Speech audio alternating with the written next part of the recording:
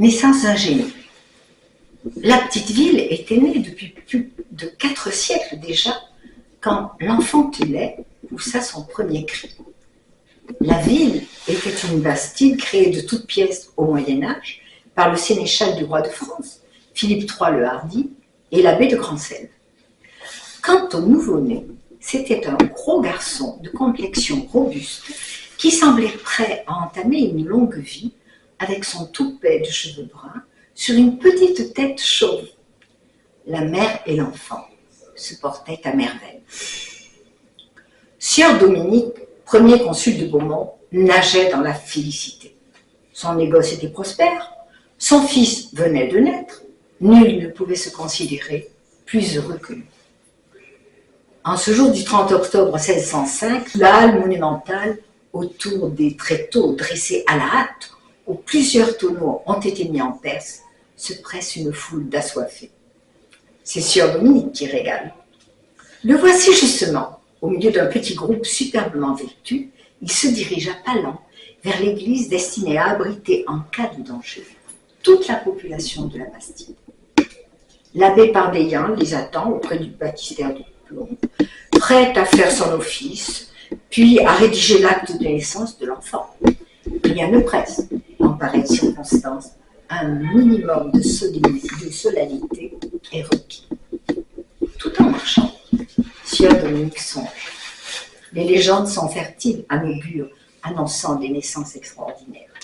Étoiles guidant des pèlerins prestigieux, ellipses, comètes et autres phénomènes célestes avertissent les êtres humains que l'extraordinaire s'invite dans leur vie. Il s'étonne qu'aucun prodige de ce genre n'ait été signalé dans sa bonne ville. Il a pourtant bien la veille, à la nuit tombée, remarqué une énorme lune d'une belle couleur orangée, incroyablement lumineuse, qui semblait s'être rapprochée de la terre jusqu'à frôler la tour de sa demeure, où la parturiente souffrait les affres de l'accouchement. Mais il n'en dira rien à quiconque. Il se contente de savourer en silence le pur moment de bonheur qui lui est offert en ce jour où se produit un fabuleux événement de nature à bouleverser son existence, la naissance d'un fils qui prolongera sa lignée. Grâce à Dieu, la cité où il exerce son ministère de premier consul connaît l'une de ces périodes de prospérité qui ont jalonné son histoire depuis des siècles. Il est lui-même au mieux de sa forme. Parvenu au mi-temps de sa vie, il se flatte d'être respecté par ses pairs qui lui ont fait confiance pour la 2e fois en quelques années. Damoiselle Claire de Long, sa seconde épouse, appartient à une famille de magistrats, descendante en droite ligne du grand ancêtre Jean de Bernuy, le riche marchand toulousain qui a fait fortune dans le commerce du pastel. Voici quelques années déjà, il s'est porté acquéreur d'une maison noble, en cœur d'îlot, à 2 pas de la halle et de l'église, où il se rend ce même jour pour y faire ondoyer son fils premier-né. Année après année, il a patiemment agrandi son domaine par l'achat de nombreux biens un peu partout dans la Lomagne environnante et apporté de constantes améliorations à sa demeure pour la rendre propre à abriter ce qu'il espère une nombreuse descendance, car sa nouvelle épouse jouit, grâce à Dieu, d'une belle santé. Les badauds qui le voient passer se réjouissent de le voir si bon visage. Il est apprécié de tous. Au passage du petit cortège, les têtes s'inclinent, les saluts fusent.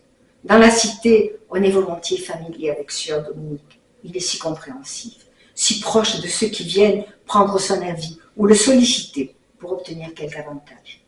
Il ne refuse à personne son attention. Bien sûr, la bonne règle veut que l'on garde quelque distance avec lui, car on n'oublie pas qu'il est un notable influent, ami personnel du chanoine Lartigue et destiné à traiter, en cas de besoin, avec les 2 co-seigneurs de la cité, l'envoyé du roi et celui de l'abbé Grand-Selve. Pourtant, dans son dos, on ne se prive pas de murmurer. Est-il bien prudent, vraiment, de nommer l'enfantelé nouveau-né du même prénom que celui porté par l'autre bambin, son frère, décédé en bas âge quelques années auparavant. N'y a-t-il donc aucun autre prénom disponible dans le calendrier? Tous les saints ne se prénomment pas Pierre, que diable! Ils sont assez nombreux à avoir, par leur martyre, gagné l'honneur de voir leur nom figurer sur la liste des élus de l'Église.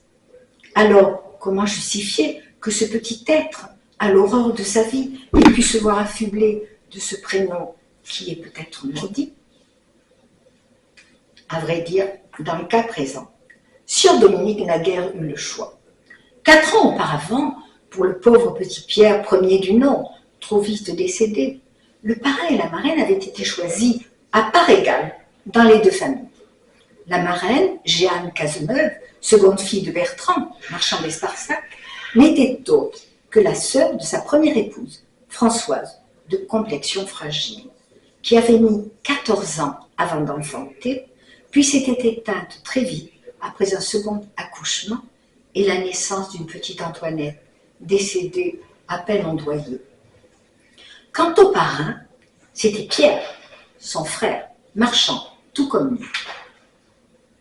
Pour le nouveau-né de ce jour, en revanche, Dominique s'est efforcé de sceller l'alliance entre lui-même et sa belle famille. Le futur parrain, qui marche près de lui, n'est autre que Pierre du Saulnier, le receveur de taille, mari de Dame Marguerite, la propre sœur de Claire de Lyon, sa seconde épouse. Nul n'ignore que les deux femmes appartiennent à la prestigieuse famille de magistrats toulousains, descendants du grand ancêtre Jean de Bermond. Réfugié à Montauban lors des Mercuriales toulousaines de 1562 pour échapper aux violences perpétrées par le Parlement et les capitouls, à l'encontre de ceux d'entre eux qui avaient fait le choix du protestantisme, la religion honnie, ils y ont fait souche avant de venir s'installer à Beaumont. Sieur Dominique marche dans les rues de sa bonne ville, et en ce moment de félicité, l'avenir s'ouvre devant lui comme un livre ouvert. Pourquoi son fils ne serait-il pas magistrat comme son grand-père maternel, noble Clément de Long, seigneur de Varèse, et son grand-oncle Jean de l'Hôpital?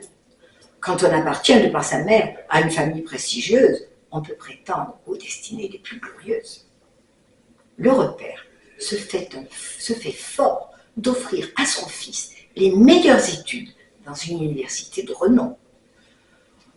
De celle de Toulouse, il n'est pas question.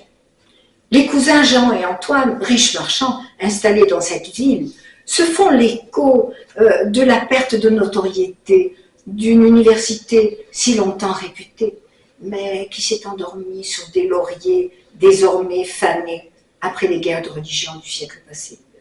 Non. C'est à Orléans que son premier-né étudiera. On dit que s'y pressent des étudiants de toute l'Europe pour bénéficier de l'enseignement d'excellents magistrats. Magistère, que dis-je? Peu importe si parmi ces jeunes gens avides de savoir, nombreux sont ceux qui ont choisi la religion réformée, que les papistes vouent aux gémonies. Aux yeux de Sieur Dominique, cela relève du détail. N'a-t-il pas lui-même fait alliance avec la famille de Long, qui a autrefois fait, elle aussi, ce même choix, et il s'en porte le mieux du monde. En cet heureux jour, où les menaces semblent écartées, l'église se profile à l'horizon avec son clocher ouvragé, sa structure massive, gage de sécurité, et son portail, surmonté d'une statue de Notre-Dame de l'Assomption, la sainte patronne de la cité, sur laquelle on compte pour veiller sur la protection de l'enfantelet. La montée vers ce saint lieu se fait dans la plus grande solennité.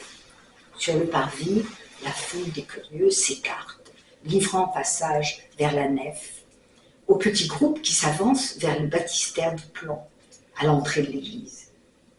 C'est dans l'une des chapelles de cette même église qu'à la Saint-Jean d'hiver, comme il est de coutume, chaque année, les bourgeois de la cité ont, pour la 2e fois, confié à sœur Dominique l'administration de leur ville, au titre de premier consul, un grand honneur qu'il a à cœur de justifier par une sage gestion des affaires communes. tandis que l'enfant, sous la froide pluie qui baigne son front minuscule, piole un désaccord de chaton malheureux, Sieur Dominique, le cœur étreint d'une tendresse qui le laisse sans voix, laisse dériver son imagination.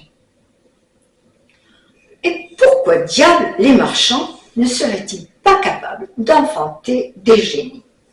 Grâce à la clairvoyance de son père, lui et son frère Pierre ont appris à lire et à écrire, ce qui lui permet de mener judicieusement son négoce et de s'associer, quand les marchés dépassent trop ses moyens, à d'autres négociants. Dame Claire, son épouse, qui a été comme ses coreligionnaires éduquée pour lire et commenter les textes sacrés, sera d'un précieux secours pour enseigner ses lettres à l'enfant bienvenu, avec l'aide éventuelle du bon abbé Dumas, féru en lettres latines. Sans doute, le chanoine Lartigue, un ami de longue date, ne s'opposera-t-il pas à libérer l'abbé quelques heures pour lui permettre de parfaire l'éducation de ce nouveau petit paroissien. Quant à Sieur Dominique, il se propose bien de partager avec son fils les petites amusettes dont il fait son régal. De plaisants problèmes, venus du fond des âges, destinés à tester le sens logique des joueurs. Il en connaît déjà un certain nombre, mais il faudra bien qu'il en collecte davantage pour organiser de délectables récréations au bénéfice du petit homme qui va grandir dans sa maison. Et ensuite, pourquoi ne pas envisager des études dans le collège toulousain tenu par les jésuites?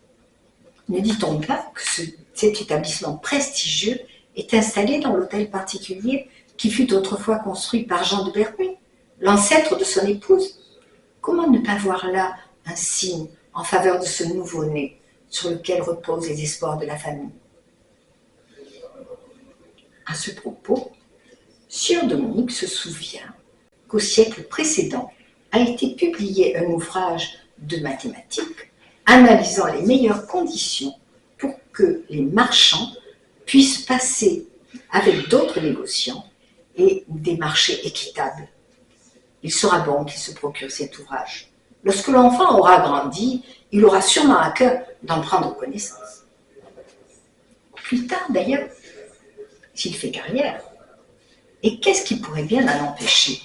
Il n'aura pas à rougir de la maison où il va grandir. Des poutres massives, une tour de prestige, et sur les 3 étages de la bâtisse, 3 immenses cheminées construites en des temps plus anciens pour réchauffer une noble assemblée. Tel est l'écrin que réserve Dominique à ce petit trésor dont l'existence vient à peine de commencer. Il sera bon de pourvoir l'étage principal de l'une de ces bibliothèques que les cousins Jean et Antoine ont pu admirer dans les hôtels particuliers où ils sont reçus. Des murs entiers de savoir, à portée de main, une mine de connaissances. S'il a une bonne tête, l'enfant pourra en faire son profit de toute cette science. Il faudra veiller à lui en donner les moyens. Son regard quitte un instant le charmant tableau pour se poser sur la mer, encore alanguie après l'épreuve de l'accouchement. Ah, ma femme, quelle belle cérémonie en vérité! Et notre petit a tenu sa partie avec beaucoup d'aplomb. Tandis que le petit Pierre, repu, s'endort douillettement, plongé dans ses songeries de nourrisson, une petite bulle de salive au coin de sa bouche. Messire Fermat, bourgeois de Beaumont, premier consul de la cité, échafaude pour son premier-né un rêve de grandeur, prélude d'un avenir prometteur.